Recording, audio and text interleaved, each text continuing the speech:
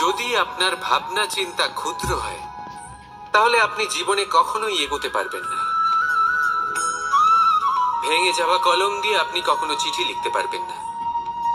ঠিক সেইভাবেই যদি আপনার মনে অন্যের জন্য হিংসা থাকে তাহলে আপনি আপনার নিজের ভাগ্য লিখতেই পারবেন না।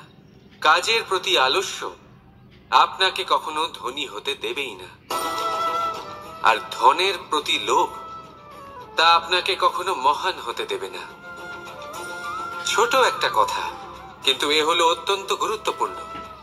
ভাবনা চিন্তা অবশ্যই করুন, আর বোঝার চেষ্টা করুন সেটা যা আপনি বুঝতে চান।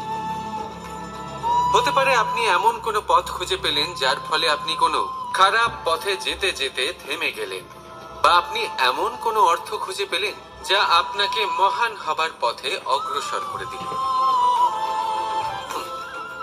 রাধা রাধা। অহংকার এ হলো ছোট একটা শব্দ, কিন্তু এর প্রভাব অত্যন্ত বৃহৎ হয়ে থাকে। আর সব থেকে বড় সমস্যা হলো মানুষ আজ অব্দি বুঝতেই পারেনি যে এই অহংকারের বাস্তব রূপ কিরকম। কেউ একে গর্বের নাম দেন, কেউ একে আত্মসম্মানের নাম দিয়ে থাকেন, এবং কোথাও একটা এমন সময় চলে আসে যখন সময় এই অহংকারকে ভেঙে খান খান করে দেয়। আর তখন না গর্ব আপনাকে বাঁচাতে পারে, না আপনার আত্মসম্মান। এখন যদি আপনাকে উদাহরণ দিই, তাহলে যেখানে আপনি বসে আছেন সেই ঘরেই ওপরে তাকান, সেই ছাদের দিকে।